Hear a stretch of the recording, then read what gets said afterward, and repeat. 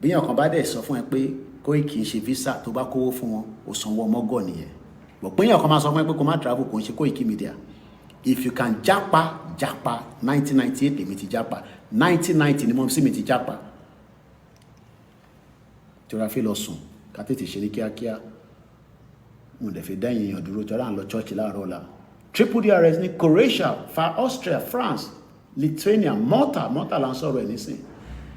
Bàbá wa Idris ní Mr. Koiki, you are 100% right. Malta immigration are more stricter than Italian. Ẹni tó fẹ́ gbàbẹ̀ kọjá ó pè mí ní Mr. Koiki. Ó ní mo fẹ́ ra ticket. Mo nílùú wo ló ń lọ? Ó dárúkọ. Ó wá náà rí cheap ticket. Mo ní ṣó ní British passport. Ó náà wọ̀n ní. Báwo ló ṣe wá fẹ́ gbàbẹ̀ kọjá? Ó máa ní the transit visa. Ìlú tó pé 1 million. Wọ́n dẹ́rù bá àwọn èèyàn pẹ̀lú border control. Àwa ta wá 200 million. Ẹ̀rí bá ṣe ṣí border wá sílẹ̀. Tó bá wá kọjá ní